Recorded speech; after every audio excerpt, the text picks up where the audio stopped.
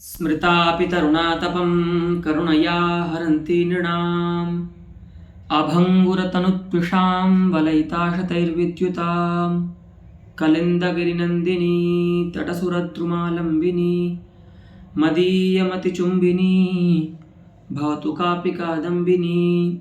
तत्र रसगंगाधरस्य प्रथमानने इदानीं पाठः प्रवर्तते, यत्र रसविषयको विमर्शः इदानीं पाठविषयः अस्ति।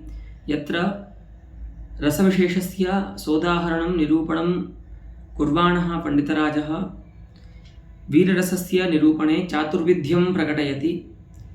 तच्च प्रकटय्य इदानीं तत्र अस्य वीरस्य कः भेदः न भवितुम् अर्हति इत्यपि बोधयति। तत्र अस्माकं पाठः अस्ति। एतावता वयं वीरस्य द्वितीयः यः भेदः अस्ति दयावीरः, तं भेदं पठितवन्तः। अद्यतनपाठविषयः अस्ति तृतीयः वीरस्य भेदः, स च युद्धवीर इति। अस्तु, तदिदानीं प्रवर्तामहे। तो तृतीय युद्धवीर का निरूपण करने के लिए सीधा उदाहरण देते हैं आचार्य। तृतीयो यथा रणे दीनान् देवान् दशवदन विद्राव्यवहति प्रभाव प्रागल्भ्यं त्वयि तु मम कोऽयं परिकरः ललाटोद्यज्ज्वाला कवलितजगज्जालविभवो भवो मे कोदण्ड च्युतविशिखवेगं कलयतु। भगवान राम युद्ध में उपस्थित जो अपना प्रतिभट है रावण, उस रावण के प्रति ये वचन बोल रहे हैं। हे दशवदन, हे दशमुख, हे रावण। भगवान का ये है यहाँ पर कि उत्साह जो है ना वो इतना प्रकट है, इतना उत्कट उत्साह है कि उस उत्साह का आलंबन वो रावण को मान भी नहीं रहे हैं कि तुम जो हो ना वह उसके लिए मेरा जो उत्साह है उसके लिए उपयुक्त नहीं है, ऐसा बोल रहे हैं भगवान। क्या बोल रहे हैं देखिए। हे दशवदन दीनान देवान रणे विद्राव्य, है ना, तान रणे विजित्य, दीन जो देवता हैं, है ना, माने त्वादृश पराक्रम विहीनतया ते दीनाः सन्ति। तुम्हारे जैसा पराक्रम जो कि देवताओं में नहीं है, इसलिए वे दीन है। दीन का मतलब वो दरिद्र हैं या ऐसा कुछ नहीं है, है ना। दीन भगवान क्यों बोल रहे हैं देवताओं को? क्योंकि हे रावण, तुम्हारी अपेक्षा उनका जो बल है, जो पराक्रम है, वो न्यून है।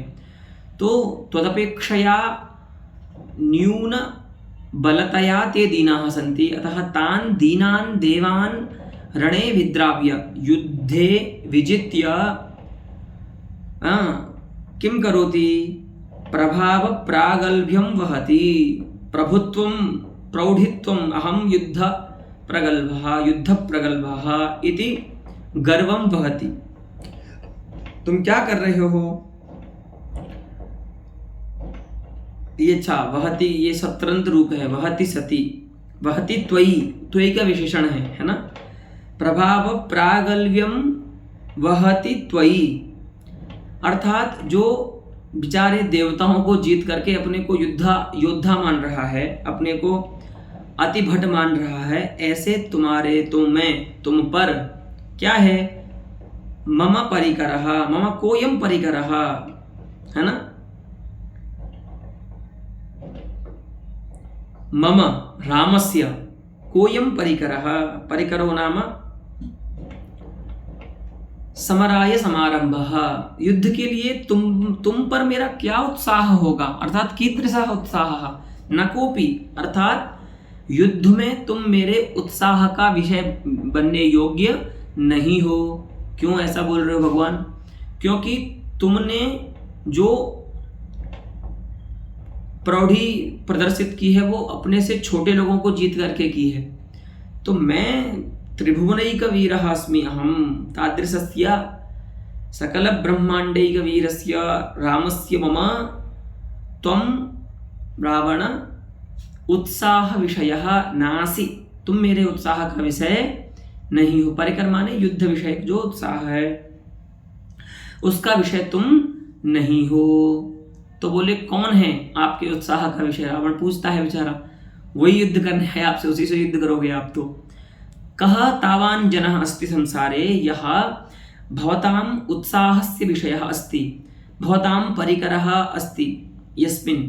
तो कहते हैं ललाटोद्यज्ज्वाला कवलित जगज्जाल विभवो भवः भवः मे कोदंडच्युत विशिख वेगम कलयतु।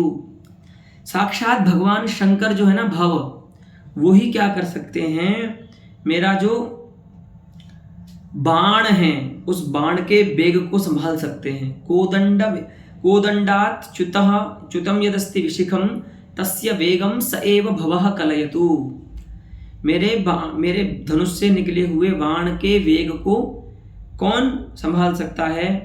तो केवल भवः, शंकरः। तो वो कैसे हैं जो आपके बाण के वेग को संभाल लेंगे, है ना। तो कोदंडाच्युतम कोदंडच्युतम अथवा कोदंडात निर्गतस्य च्युतस्य बाणस्य यः वेगः अस्ति विशिखस्य, विशिखो नाम बाणः, तस्य बाणस्य वेगं कलयतु स एव वहतु, है ना, स एव वोढुं समर्थः तादृशं वेगं नान्यः जनः अस्मिन् संसारे। ऐसा कोई प्राणी नहीं है संसार में, ऐसा कोई जन नहीं है जो मेरे धनुष से निकले हुए बाण के वेग को सहन कर सके। ऐसे एक ही वीर हैं, पराक्रमी हैं जो उसको सहन कर सकते हैं, वो है शिव। तो उनमें ऐसी क्या योग्यता है? तो इदानीं तद्गतं वैशिष्ट्यं बोधयितुम् एकम् अतिसमस्तं पदम् अत्र उपन्यस्यति कविः। स च शब्दः कः अस्ति? ललाटोद्यज्ज्वाला कवलित जगज्जाल विभवो।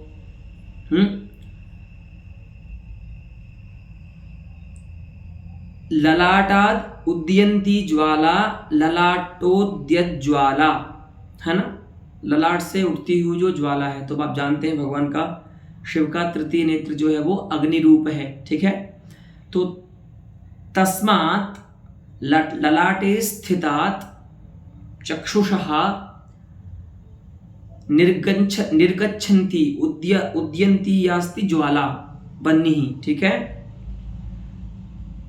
तया ज्वालया, है ना, कवलितः भस्मीकृतः, भगवान के ललाट से उत्पन्न जो ज्वाला है उस ज्वाला के द्वारा, तया कवलितः अर्थात भक्षित प्रायः, कह जगज्जालस्य विभवः, है ना, जगतां जालः जगज्जालः समूहः, है ना, तस्य यः विभवः अस्ति सः विभवः भक्षितः, या विभूतिः अस्ति सा विभूतिः कवलिता, है ना। तो जो जिनका सामर्थ्य कैसा है कि जो अपने ललाट से निकलने वाली ज्वाला से समस्त ब्रह्मांड को भस्म कर सकते हैं, ऐसे शिव ही क्या कर सकते हैं, मेरे धनुष से निकले हुए बाण के वेग को सहन कर सकते हैं। तुम तो तुच्छ हो भाई, तुमने क्या किया है अभी तक, हैं? वैसा तो सः एव मम धनुषः निर्गतस्य बाणस्य रंभः वहतु। सः नाम भवः, रंभो नाम वेगः। तो वही मेरे बाण के वेग को सहन कर सकते हैं। कौन? साक्षात भगवान शिव। तो यहाँ देखिए राम जी में क्या हो रहा है, उत्साह व्यंग्य हो रहा है ना। और वो उत्साह कैसा है, युद्ध उसकी उपाधि है उत्साह की। तो यहाँ पर जो वीर रस होगा वो युद्ध वीर रस ध्वनि होगा। उसका आलंबन कौन है, किसको विषय बना करके वो उत्साह व्यंग्य हो रहा है भगवान में। तो अब यहाँ पर ये ध्यान रखिए कि यद्यपि यहाँ पर जो भगवान का युद्ध होने वाला है वो रावण से होने वाला है, लेकिन इस उत्साह का विषय जो है वो रावण नहीं बन सकता, क्योंकि उसका तो निषेध कर रहे हैं भगवान।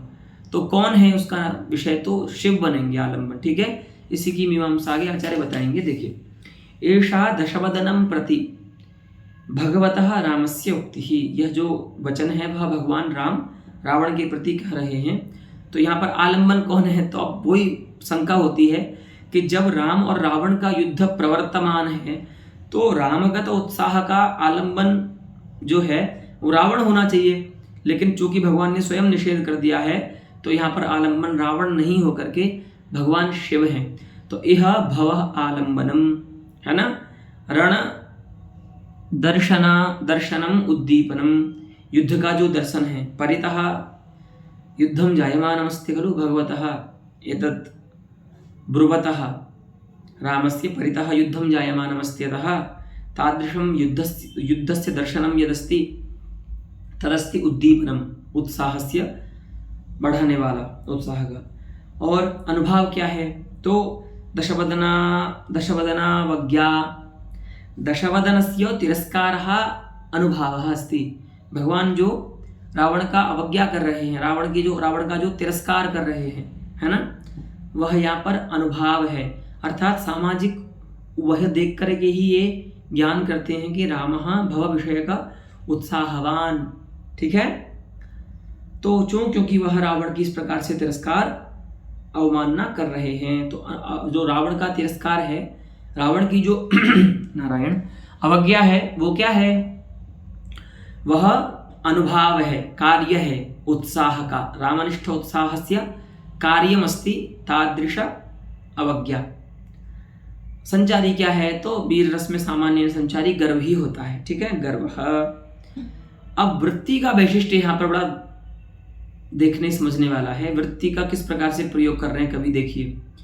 वृत्त्यत्र देवानां प्रस्तावे तद्गत कातर्य प्रकाशन द्वारा वीररसालंबनत्वाद अवगतयो अनुद्धता एव।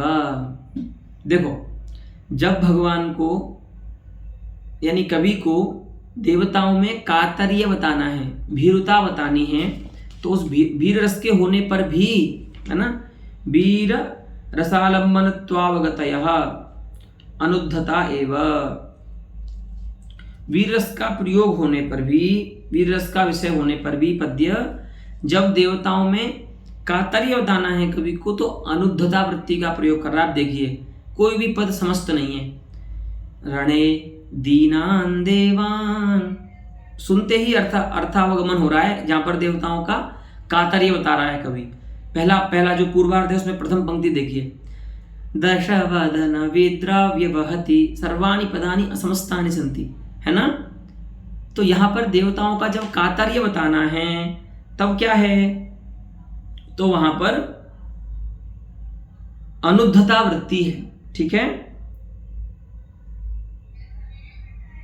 और दशवदन प्रस्तावेतु, जब दशवदन को बताते हैं तो तद्गत कातर्य प्रकाशन द्वारा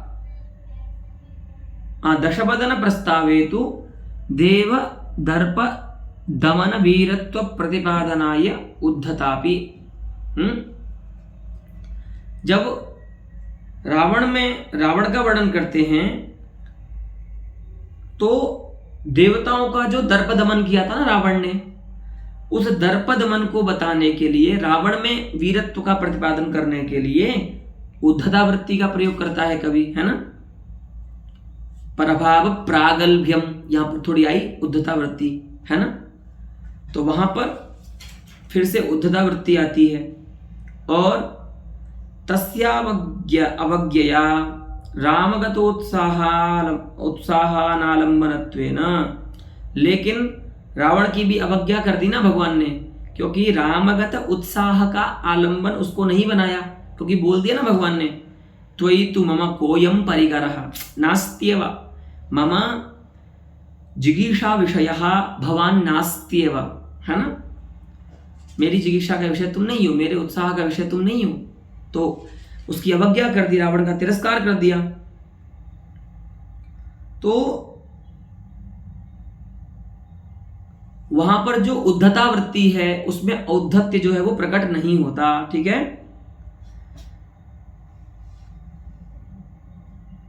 तदालंबनस्य रसस्य अप्रत्यया न प्रकर्षवती भगवतः भवस्यतु। तो वहां पर उद्धता होकर के भी जो वृत्ति है ना वो प्रकर्षवती नहीं होती है। क्यों? क्योंकि वस्तुतः रावण के प्रस्ताव में कवि ने जो उद्धता वृत्ति लाई, वह उद्धता वृत्ति किसके कारण आई? क्योंकि रावण ने देवताओं के दर्प का दमन किया है, तो उसमें कुछ वीरत्व बताना है, उसमें कुछ उत्साह बताना है। लेकिन वह प्रकृत पद्य में, प्रकृत स्थल में भगवान राम के उत्साह का आलंबन नहीं बन रहा है। इसीलिए उद्धता वृत्ति में निरूपित होने पर भी, वहां पर उद्धता वृत्ति होने पर भी वो प्रकर्षवती नहीं होगी, अर्थात प्रकृत रसानुकूला वृत्ति नहीं मानी जाएगी उद्धता होने पर भी। ठीक है, तो तदालंबनस्य अर्थात रामगतोत्साहालंबनस्य रसप्रत्ययात् न प्रकर्षवती भगवत न प्रकर्षवती सा उद्धता वृत्ति। जो रावण के प्रस्ताव में उद्धता वृत्ति ग्रहण की गई वह प्रकर्षवती नहीं है, क्योंकि वहां पर रामगत उत्साह का आलंबन रावण नहीं बनता है। लेकिन भगवतो भवस्यतु, लेकिन भगवान शिव का जब प्रस्ताव आता है तो परमोत्तम आलंबन विभावत्वात्, लेकिन भगवान शिव क्या है? वो तो किसी के भी उत्साह के परमोत्तम आलंबन है। ठीक है, तो उनका जो वर्णन है वो तो उद्धता वृत्ति में ही होना चाहिए, ओजस्वी पद घटना होनी चाहिए। तो वही बता रहे हैं, तत्प्रस्तावे अर्थात भवस्य प्रस्तावे तदालंबनस्य ओजस्विनः अर्थात रामगतोत्साहालंबनस्य ओजस्विनः वीररसस्य निष्पत्तेः। अगर हम भगवान शिव को आलंबन बनाते हैं तो रामगत जो उत्साह है उस उत्साह की ओजस्वी वीर रस के रूप में निष्पत्ति हो जाती है, क्योंकि भगवान शिव जो है वो तो किसी के भी उत्साह के परम उत्तम आलंबन विभाव बन सकते हैं। ठीक है, तो जब हम भगवान शिव को आलंबन बनाते हैं तो जो रामगत जो उत्साह है वह वीर रस के रूप में प्रतीत होने लगता है। अब यहाँ पर ये देखिए, लेकिन वहां पर जो शिव के प्रकरण में देखिए किस प्रकार की वृत्ति ली है, तो बोल रहे हैं प्रकृष्टोद्धता, अत्यंत उद्धता वृत्ति का प्रयोग किया है। अब देखिए, आप तृतीय पंक्ति देखिए जहां पर शिव का वर्णन कर रहे हैं कवि। ललाटोद्यज्वाला कवलित जगज्जाल विभवो कियान समासः अस्ति अत्र, महान समासः अस्ति, अतः अत्र प्रकृष्टोद्धता वृत्तिरस्ति। ठीक है, जिससे क्या होता है, रामगत उत्साह के परमोत्तम आलंबन प्रतीत होते हैं भगवान शिव, और फिर राम में जो उत्साह व्यंग्य हो रहा है वह युद्ध वीर रस के रूप में प्रतीत होता है सामाजिकों को। और इस पद्य में क्या व्यवहार होगा, अस्मिन् पद्ये युद्ध वीर रस ध्वनिरस्ति। ठीक है, इस प्रकार से यहाँ व्यवहार हो जाएगा। तो वीर रसस्य निष्पत्तेः प्रकृष्टोद्धता। ठीक है, वृत्ति जो है वो प्रकृष्टोद्धता वृत्ति है भगवान शिव के प्रस्ताव में। ठीक है, हाँ, वहां पर जो थी वो प्रकृष्ट नहीं थी, उद्धता थी, है ना। क्यों प्रकृष्ट क्यों नहीं थी? क्योंकि वो प्रकृष्ट नहीं कर रही थी रस का। क्यों नहीं कर रही थी? क्योंकि रावण के प्रस्ताव में जिस उद्धता वृत्ति का ग्रहण किया कवि ने, वह उद्धता होकर के भी प्रकर्ष नहीं कर रही रस का। क्यों? क्योंकि रावण जो है वह भगवान राम के उत्साह का आलंबन नहीं बन रहा है, इसीलिए उद्धता होकर भी अप्रकृष्टा थी कौन? वृत्ति। लेकिन जब हमने भव को आलंबन बनाया भगवान राम के उत्साह के प्रति, तो उद्धता भी है और प्रकृष्टा भी कही जाएगी वृत्ति। ठीक है, क्योंकि प्रकृत रस अनुकूला है। ठीक है, चलिए अब चतुर्थ जो वीर भेद है धर्मवीर, उसका उदाहरण देते हैं। चतुर्थो यथा। ठीक है, अत्र वृत्तान्तः अस्ति कि अत्र युधिष्ठिरं कश्चित् ब्रूते यद् भवान् धर्मेण अधर्मेणापि एनं नरं जयतु, है ना। तो युधिष्ठिरं अधर्म मूलां जिगीषां प्राप्नोतुं कश्चित् अत्र भाषते, तदा तं जनं प्रति यः युधिष्ठिरं अधर्म पथि प्रवर्तयितुम् उद्यतते तादृशं जनं प्रति युधिष्ठिरः प्रतिभाषते। ठीक है, उसके प्रति युधिष्ठिर क्या बोल रहे हैं? कोई व्यक्ति है जो बोल रहा है युधिष्ठिर को कि आप ऐसा कर लीजिए, अधर्म का भी प्रयोग कर सकते हैं इसको जीतने के लिए, तो कोई बड़ी बात नहीं है।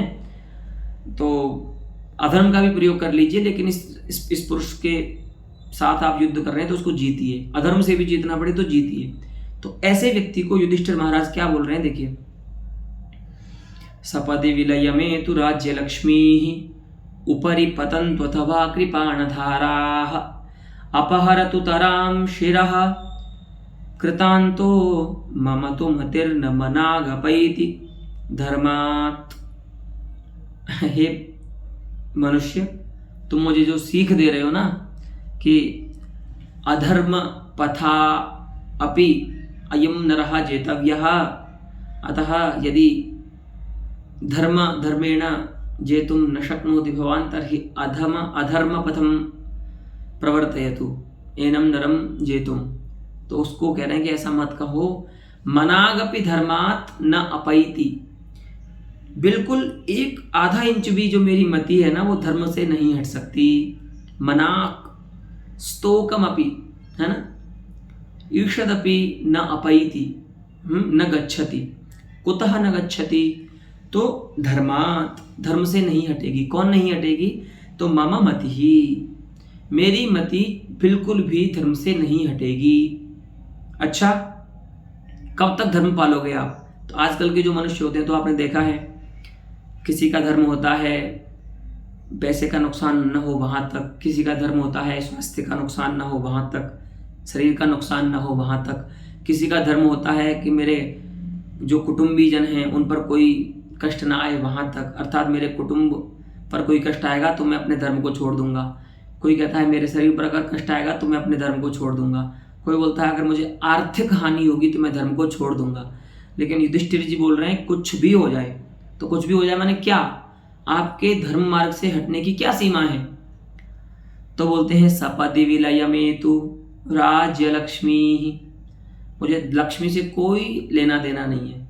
मेरी पूरी जो राज्य लक्ष्मी है ना, मेरी यावती राज्य संपत्ति अस्ति तावती राज्य संपत्ति सपदि झटिति शीघ्रम इदानीमेव विलयम एतु, सारी मेरी राज्य लक्ष्मी अभी नाश हो जाए। अर्थात इनको धन का, लक्ष्मी का, समृद्धि का कोई मोह नहीं है।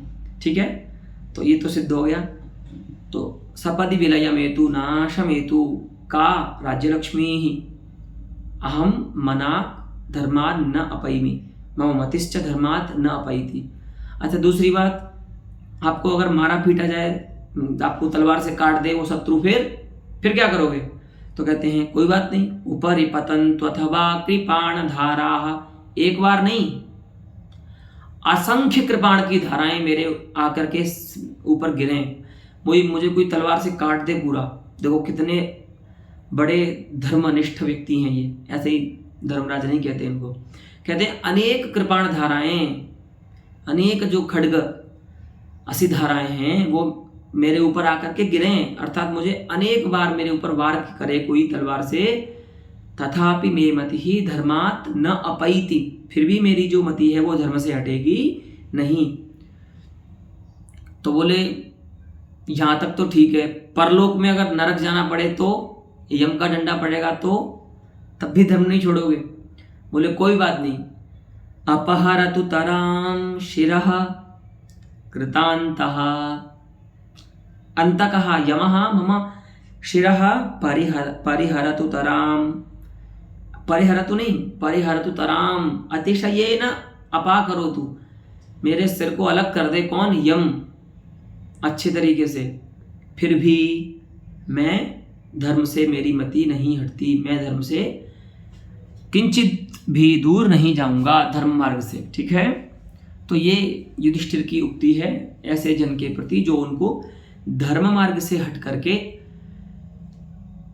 अधर्म मार्ग में जाने के लिए प्रेरित कर रहा है। तो ठीक है, एषा अधर्मेणापि रिपुर्जेतव्या इति वदन्तं प्रति युधिष्ठिरस्य उक्ति ही, कोई व्यक्ति जो उनको अधर्म मार्ग से शत्रु को जीतने के लिए प्रेरित कर रहा है, ऐसे प्रेरक व्यक्ति के प्रति उनका ये वचन है युधिष्ठिर जी का। अत्र धर्म विषय आलम्बनम, यहाँ पर जो धर्म विषय है वो आलम्बन है। और न जातु कामान न भयान न लोभात धर्मम त्यजे जीवितस्यापि हेतोः, इत्यादि जो सूक्तियाँ हैं, इत्यादि जो वाक्य हैं, वो उनको इत्यादि वाक्यालोचनम उद्दीपनम, इत्यादि वाक्यों को सुनना, उनका उनका ज्ञान करना, है ना, उनको पढ़ना, वो क्या है, उनका उद्दीपन है। उनके युधिष्ठिर में जो उत्साह है धर्म के प्रति, धर्म रूप जो उत्साह है उसके लिए, वो उसका उद्दीपक है। ठीक है, तो क्या है कि न जात धर्मान न भयान न लोभात धर्मम तदेत जीवितस्यापि हेतुः। कामात जातु कामात धर्मम न त्यजेत, अपनी इच्छा के पूर्ति के लिए धर्म को नहीं छोड़ना चाहिए। लोभात धर्मम न त्यजेत, लोभ से धर्म को नहीं छोड़ना चाहिए। जीवितस्यापि हेतुः, अरे बहुत तो बड़ी बात क्या है, लेकिन अगर आपके जीवन का भी प्रश्न आ जाए तो तस्यापि हेतुः, है ना, धर्मम न त्यजेत। अब आप इसमें एक प्रश्न होना चाहिए कि सभी जगह तो पंचमी कर रहे हैं ये, है ना, हेतु अर्थ में, और जीवितस्य में षष्ठी क्यों कर रहे हैं? कोई बता सकता है? अयं प्रश्नः अस्ति। सर्वत्र हेतुवाचके शब्दे पंचमी अस्ति, परंतु जीवितस्य इत्यत्र षष्ठी अस्ति। तत्र अस्ति कश्चित् विशेषः व्याकरणशास्त्रगतः?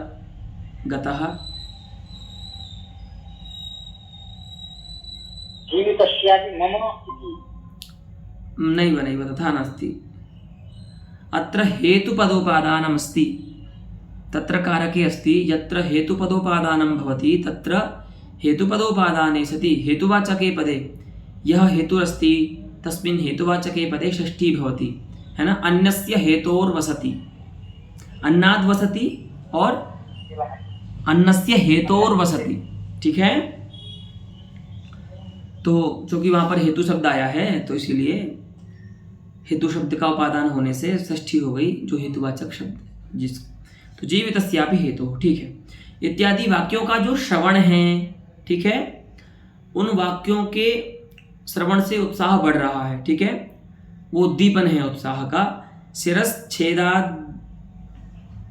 शिरश्छेदाद्यंगीकारो अनुभावः, युधिष्ठिर महाराज का शिरश्छेदादि की जो स्वीकृति है कि मैं सर कटा लूंगा, है ना, अपनी लक्ष्मी का नाश भी सहन कर लूंगा, ठीक है, अपने ऊपर असंख्य कृपाण धाराओं को भी सहन कर सकता हूं, लेकिन धर्म से नहीं हटूंगा, इस प्रकार की जो स्वीकृतियां हैं, उनकी अंगीकार जो है सिर कटाने आदि का, वो सब अनुभाव है। वो बता रहे हैं कि उनमें धर्म रूप उत्साह है। ठीक है, और अनुभाव क्या है? तो धृति है। ठीक है, धैर्य जो है वो संचारी भाव है, अनुभाव नहीं, संचारी भाव है। अनुभव तो यही है, स्वीकृति है। धृति ही संचारिणी, धृति जो है वो संचारी भाव है, वो पुष्ट कर रहा है एतद युधिष्ठिरगत उत्साह को। ठीक है, इदानीम् एतावता चत्वारोपि वीररसस्य प्रभेदाः निरूपिताः भवन्ति।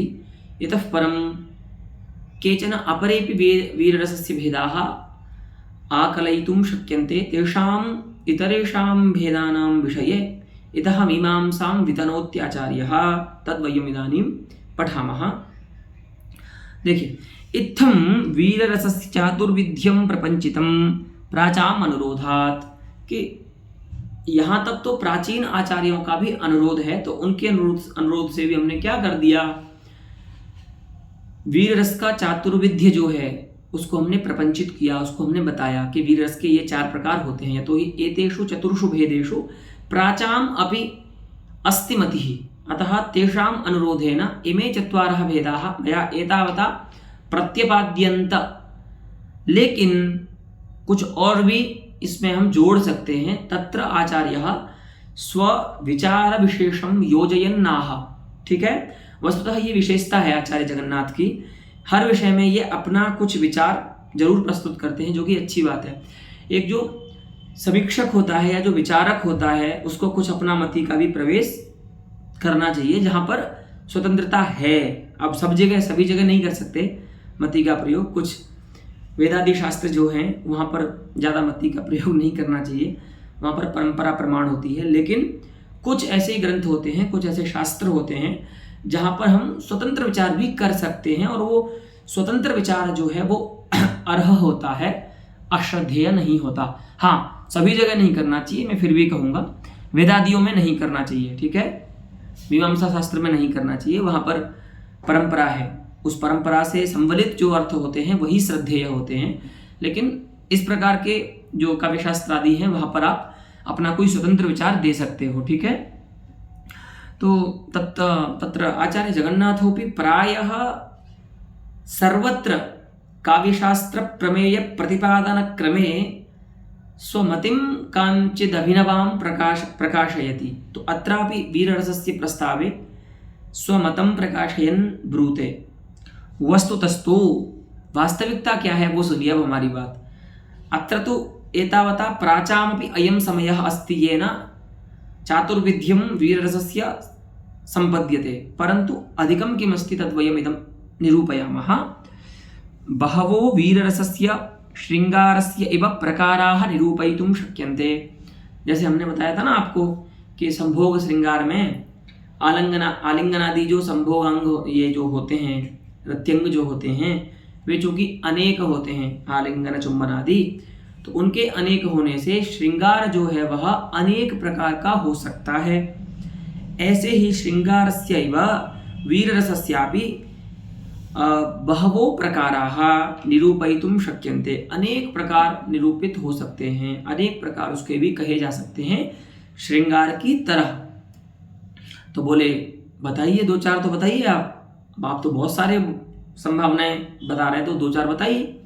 तो बिल्कुल ये दो चार भेदों के साथ उपस्थित हो रहे हैं पंडित राज। देखिए किस प्रकार से बताते हैं। तथा ही प्राचीन एवं, अभी हमने जो उदाहरण दिया है ना धर्मवीर का, सपदि विलयमेतु इत्यादि, तस्मिन् पद्ये मम तु मतिर्मनागपैति न अपैति सत्यात्। मेरी मति चाहे कुछ भी हो जाए, गला कट जाए, चाहे मेरी पूरी लक्ष्मी का नाश हो जाए, मैं सत्य से बिल्कुल भी नहीं हटूंगा, या मेरी मति सत्य से नहीं हटेगी, ऐसा यदि कहें तो यही उदाहरण किसका बन जाएगा? सत्यवीर का बन जाएगा। तो एक और भेद बन जाएगा सत्यवीर, ठीक है। किसी में उत्साह कैसा है? सत्य रूप उत्साह है।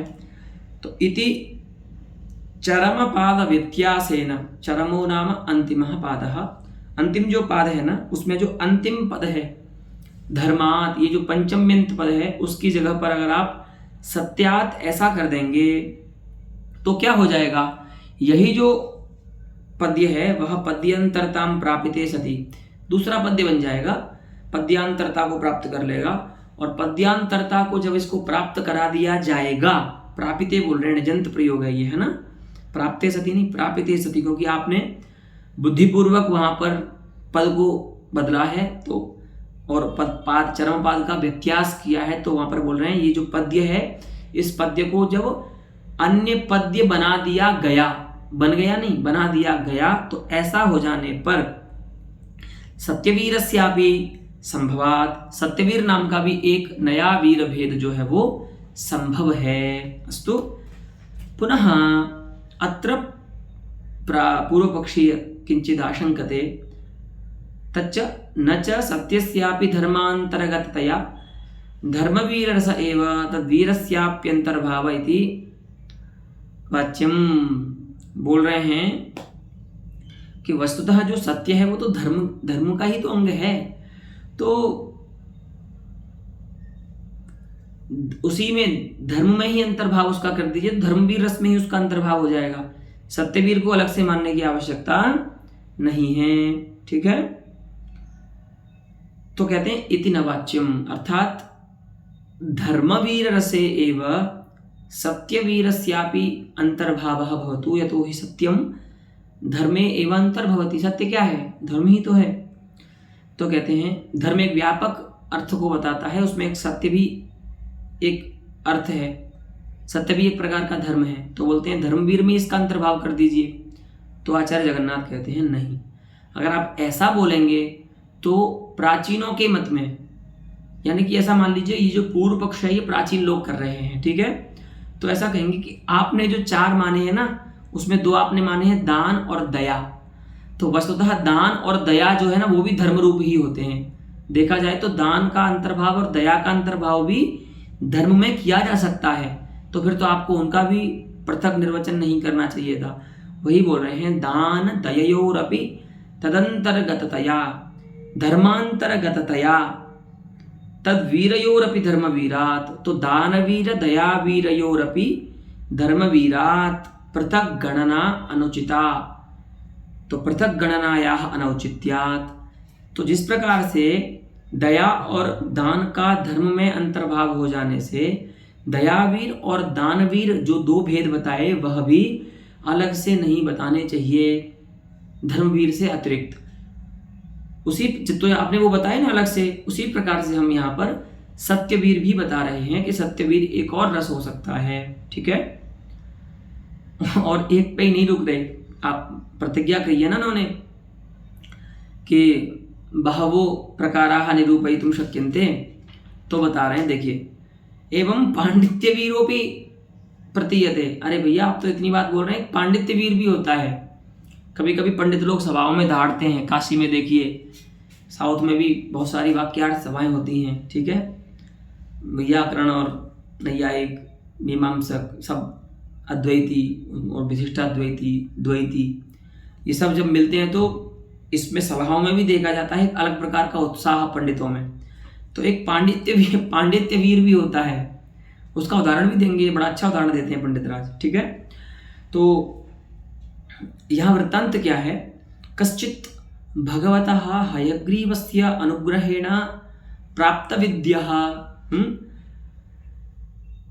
विद्या वै विभवः जनः विद्वान जनः एवं सभायां ब्रूते, है ना, तत्र विपश्चितां समवाये ब्रूते, है ना, विद्वानों के बीच में बोल रहा है। भगवान हयग्रीव की कृपा से उसको विद्या मिल गई है, वो विद्वान हो गया है। तो क्या बोल रहा है देखिए, अपिवक्ति गिरां पति स्वयं यदि तासाम अधिदेवतापि वा, है ना, अपिवक्ति कह वक्ति, अगर बोले, कौन बोल रहे हैं, गिरां पति स्वयं गिरां पति यदि अपिवक्ति तर्हि अहमस्मि। अगर साक्षात वाणी के जो माने वचनों, ये वाणी के जो पति हैं, अर्थात गिरापति माने बृहस्पति यहाँ पर है अर्थ, है ना, तो साक्षात बृहस्पति भी यदि शास्त्रार्थ करना चाहें, यदि सोपि पूर्व पक्षम आक्षिपति, पूर्व पक्षम उपस्थापयति अहमस्मि पुरः, मैं बैठा हूं तैयार। ये भवतां मनुजानां विदुषां समक्षम तो अन्यैव कथा अस्ति, साक्षात् यदि अत्रागत्य बृहस्पतिरपि पूर्वपक्षम उपस्थापयति तदा अहमस्मि। देखो कितना बड़ा गर्व है इस व्यक्ति में। अगर बृहस्पति भी आ जाए तो मैं उनसे शास्त्रार्थ करूंगा, उनसे वाक्यार्थ करूंगा, तुम छोटे मोटे मनुष्यों की क्या मेरे सामने, हाँ, क्या गति है। तो बोले ठीक है। अब उनसे भी ऊपर चले गए एक स्टेप, यदि तासाम अधिदेवतापि, तासाम अर्थात गिराम, और यदि, है ना, वाग्देवी वाचाम देवी, वाचाम या अधिदेवता अस्ति तथा सरस्वती, यदि सापि भक्ति, यदि साक्षात सरस्वती भी आकर के पूर्व पक्ष रखती है, वो भी मुझसे शास्त्रार्थ करती है, तो भी अहमस्मि अयमस्मि पुरः, मैं सामने बैठा हूं उत्तर देने के लिए, है ना, तया वाक्यार्थम उपस्थापयितुम अयमस्मि अहम पुरः, मैं ये बैठा हूं उसके सामने। बताओ, साक्षात बृहस्पति आ जाएं या सरस्वती आ जाएं, तुम तुच्छ मनुष्यों से मैं शास्त्रार्थ नहीं करूंगा, क्योंकि इसमें मेरा अपयश है। ऐसा क्यों भैया, ऐसा कौन हो तुम? तो अयम कौन है? अयम पदार्थ, तुम तो रोज घूमते रहते थे यहाँ पर, तब तो तुमने कभी, तुम्हें 14 सूत्र भी नहीं आते थे, महेश्वर सूत्र, अभी तुमने ऐसा क्या कर लिया? तो बोलते हैं हयानन स्मरणोल्लंघित वांग्मयाम बुद्धि। कितनी अच्छी बात है। सामान्य व्यक्ति यदि बोलेगा ना ये बात तो फिर अच्छा नहीं है, लेकिन ये भगवान की कृपा से प्राप्त किया है इसने। तो हयाननस्य स्मरणम, हयानन स्मरणम, भगवान हयग्रीव के स्मरण से उल्लंघितः उत्तीर्ण, है ना, वांग्मयाम बुद्धि येन सह अयम अस्मि, मैं सामान्य नहीं हूं, मैंने भगवान हयग्रीव के स्मरण से समस्त वांग्मय रूपी जो समुद्र है ना उसको पार कर लिया है, सब पढ़ लिया मैंने, है ना, भगवान की कृपा हुई और मुझे सब आ गया। तो भगवान की कृपा से पार कर लिया है वांग्मय रूपी शास्त्र रूपी अम्बुधि माने समुद्र जिसने, ऐसा मैं हूँ। इसलिए मैं क्या बोल रहा हूँ, अब आए कोई भी, सरस्वती भी आ जाए, बृहस्पति भी आ जाए, तो मैं उनसे शास्त्रार्थ कर सकता हूँ। बताइए, धरती के जो मनुष्य है ना, उनकी तो बात ही नहीं है, वो तो मेरे सामने क्षणमपि स्थातुं ते न शक्याः, है ना।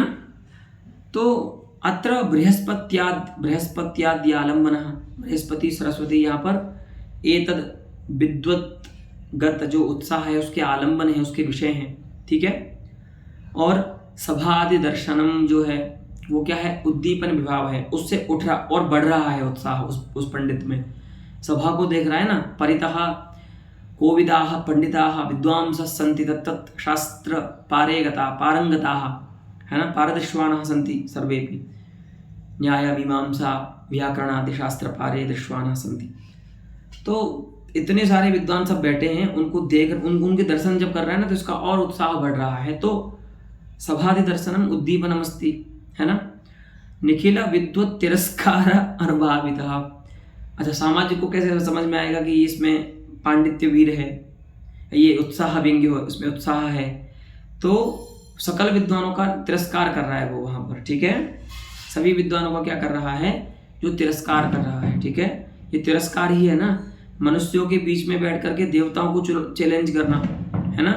बृहस्पति जैसे जो विद्वान हैं, देवगुरु हैं, उनको चैलेंज करना मनुष्यों के बीच में बैठ करके क्या है, मनुष्यों की अवहेलना ही है ना, कि तुम तो मेरे सामने टिकते ही नहीं हो। तो अब मैं सीधा जो सबसे उत्कृष्ट ज्ञान संपन्न मूर्ति हैं संसार में दो, एक तो बृहस्पति हैं जो देवगुरु हैं, एक साक्षात जो वाग्देवी है, ज्ञान रूपा है, ज्ञानमयी है, ऐसी मूर्ति साक्षात सरस्वती, उन दोनों को मैं शास्त्रार्थ के लिए चैलेंज करता हूँ। तो इससे क्या होता है, वहाँ पर जो विद्वान बैठे हैं उनका तिरस्कार होता है। तो वो तिरस्कार ही क्या करा रहा है, ज्ञान कराता है कि इसमें उत्साह है, ठीक है।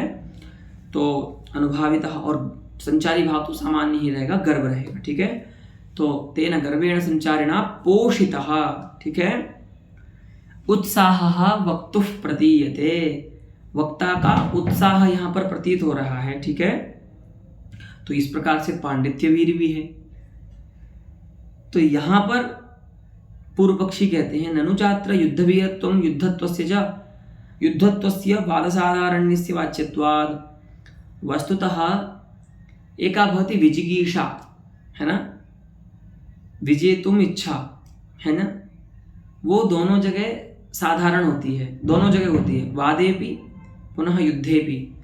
तो वस्तुतः वादोपि युद्धमेव, है ना, एकम शास्त्रयुद्धम अपरम शस्त्रयुद्धम, एवं शास्त्र शस्त्रयोरेव भेदः अस्ति, परंतु उभयत्र वादिनी विजिगीषा तो साधारणी भवति, है ना। विजिगीषा दोनों में रहती है, अपने प्रतिपक्षी को जीतने की इच्छा दोनों में रहती है, युद्ध में भी रहती है और वाद में, शास्त्रार्थ जो वाक्यार्थ होते हैं उनमें भी रहती है, ठीक है, वाद होने पर। तो वाद साधारण्य वाच्यत्वात् इति चेत, अगर आप ऐसा कहते हैं कि इसका अंतर्भाव आप इसमें कर दीजिए, युद्धवीर में ही कर दीजिए, तो हम कर भी सकते हैं, चलो कर देंगे। लेकिन एक और भेद आप सुन लीजिए हमसे, ठीक है। वो क्या है, क्षमा वीरे किम ब्रूयाः, लेकिन आप क्षमा वीर में क्या कहेंगे, उसका अंतर्भाव कहाँ करेंगे।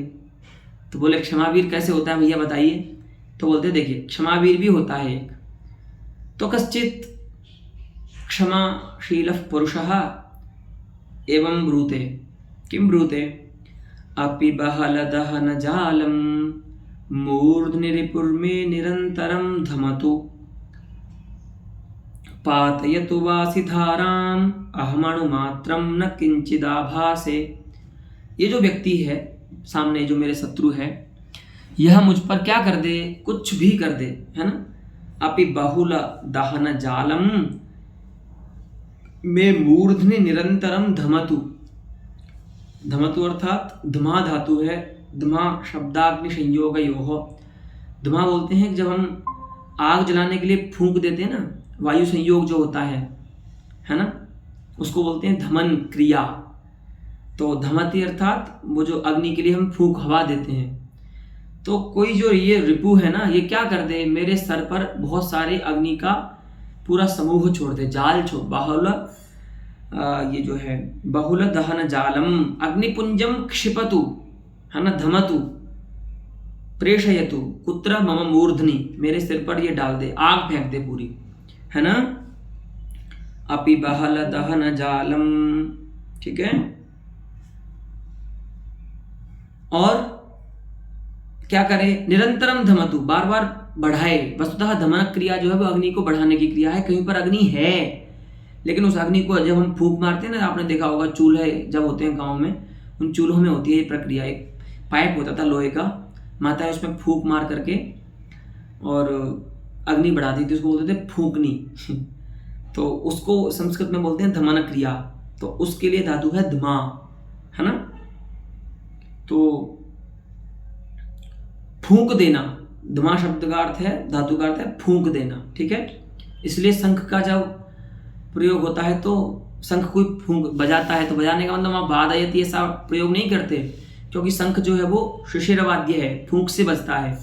तो वहाँ पर धमा धातु का प्रयोग होता है। गीता में आपने देखा होगा, है ना, प्रदधमतुहु, है ना, शंकम प्रदधमतुहु, है ना, दधमऊ, लेट लकार का प्रयोग है, ठीक है। चलिए, तो मा शब्द किमस्ति, मा शब्दाग्नि संपूतयोः विषयात्। हाँ बिल्कुल बिल्कुल। तो अब यहाँ पर तो अयम रिपुहु मे मूर्धनि निरंतरम बहुल दहन जालम भूयः अग्नि जालम अग्निपुंजम दहतु, भूयांसम अग्निपुंजम मम मूर्धनि दहतु। ये शत्रु मेरे सिर पर क्या करे, बहुत सारी अग्नि को जलाए फूंक मार मार करके। अथवा पातयतु वा सिधाराम, तलवार से मेरे सिर पर वार करे। असिधाराम मम शिरसि मूर्धनि पातयतु, गिराए बार बार धारा उसको, चल तलवार को, उसकी धारा को, है ना। कृपाण धाराम पुनः पुनः पातयतु, लेकिन मैं अणुमात्रम मनागपि, थोड़ा भी मैं क्या नहीं करूँगा, न किंचित भाषे, मैं बिल्कुल भी कुछ नहीं बोलूँगा। अर्थात एतन निवारक वचनम न किंचित अहम करिष्यामि, मैं इससे बचने के लिए एक आधा शब्द भी नहीं बोलूँगा, ये कुछ भी कर ले। अर्थात क्षमा कर रहा है वो, कितना बड़ा हृदय है उसका, देखिए, है ना।